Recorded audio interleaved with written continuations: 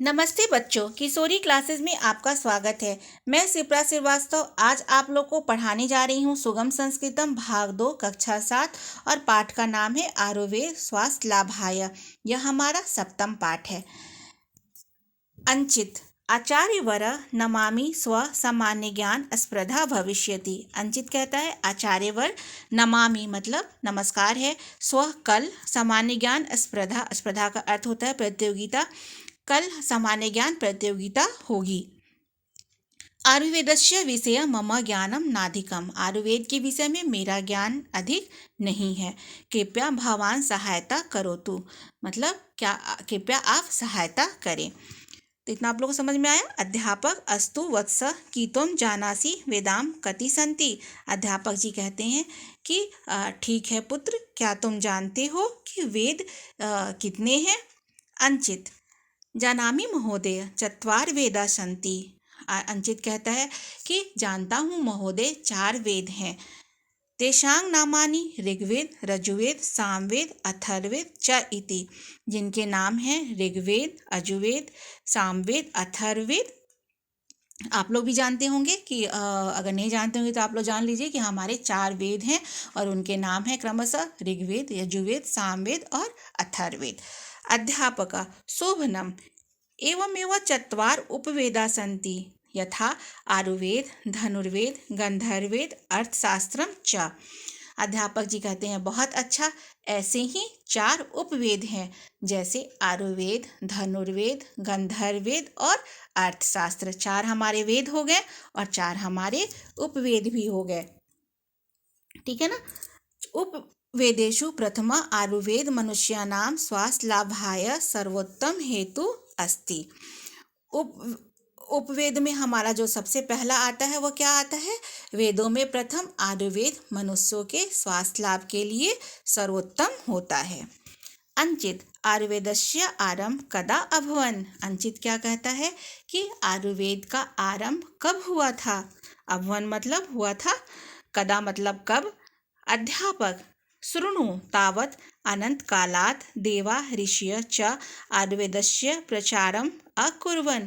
सुनो, अनंत काल से देवता और ऋषियों ने आयुर्वेद का प्रचार किया था। मनुष्य लोके तु धन्वंतरी अस्य प्रथम प्रचारक मन्यते। और मनुष्य लोक में तो धन्वंतरी इसके प्रथम प्रचारक माने जाते हैं। यानी आयुर्वेद के प्रथम प्रचारक कौन थे, तो धन्वंतरी थे। तदंतर चरक सुश्रुत वाग्भट्टादय आयुर्वेदस्य प्रसिद्धा आचार्य अभवन। उसके बाद क्या हुआ कि चरक सुश्रुत वाग्भट इत्यादि आयुर्वेद के प्रसिद्ध आचार्य हुए। इतना आप लोग का क्लियर है। मैं आगे बढ़ूं। तेषां कथनं च आयुर्वेदस्य नियमानां पालनेन मानव सुखेन 100 वर्षाणि यावत् स्वस्थं जीवनं यापयति। उनके कथन के अनुसार आयुर्वेद के नियमों के पालन से मनुष्य सुखपूर्वक 100 वर्ष तक स्वस्थ जीवन व्यतीत कर सकता है। 100 वर्षाणि का अर्थ होता है 100 वर्ष। अंचित मनुष्य कथ रुग्णम भवति महोदय। रुग्ण का मतलब होता है रोगी। अंचित पूछ रहा है मनुष्य रोगी कैसे होता है महोदय। यहाँ पे महोदय जो अध्यापक के लिए प्रयोग किया गया है। अध्यापक क्या कहते हैं, आयुर्वेदानुसार शरीरे वात पित्त कफ इति त्रय दोषा भवन्ति। अध्यापक जी कहते हैं कि आयुर्वेद के अनुसार शरीर में वात पित्त कफ यह 3 दोष होते हैं। हमारे शरीर में ये 3 दोष होते हैं, वात पित्त कफ। और जब ये असंतुलित हो जाते हैं तो हमारे शरीर में क्या होती है, बीमारी आ जाती है, रोग आ जाते हैं। तो अध्यापक जी बताते हैं उसको कि आयुर्वेदानुसार शरीरे वात पित्त कफ इति त्रय दोषा भवन्ति यथा मिथ्याहारे मिथ्या विहारेण च एते प्रकुप्यति तदा मनुष्यम रोगी भवति। जब मिथ्या आहार विहार से यह कुपित होते हैं तब मनुष्य रोगी होता है। अंचित गुरुवर मनुष्यम कथम स्वास्थ्य लाभम करोति। अंचित क्या पूछ रहा है कि गुरुवर मनुष्य कैसे स्वास्थ्य लाभ करता है। अध्यापक आयुर्वेदे रोगस्य निदानमस्ति। अध्यापक जी क्या कह रहे हैं कि आयुर्वेद में रोग का निदान है। बहुत अच्छा आयुर्वेद सबसे अच्छा होता है, क्योंकि ये जो होता है एकदम बिल्कुल नेचुरल होता है।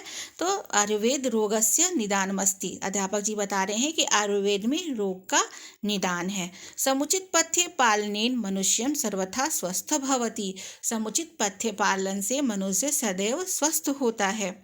अंचित कृपया काश्चित औषधीनां नामानि वदतु याभिः जना दीर्घायु यापयन्ति। औषधि नाम मतलब होता है औषधि मतलब दवाइयाँ। तो जो अंचित है वो पूछ रहा है कि कृपया कुछ औषधियों के नाम बताएं जिससे लोग दीर्घायु जीवन जो है वह व्यतीत करते हैं। अध्यापक हरितकी हरड़ विभीतकः बहेरा आम्लकम आंवला च एतादृश्य औषधानां त्रिफला आयुर्वर्धक रोग निवारक च अस्ति। तो अध्यापक जी क्या बता रहे हैं कि हरड़, बहेरा, आंवला यह ऐसी औषधियाँ हैं त्रिफला, इनको हम लोग त्रिफला भी कहते हैं, क्योंकि 3 हैं तो तीनों को मिलाकर क्या बन गया त्रिफला, 3 फल मिले इसलिए त्रिफला हो गया।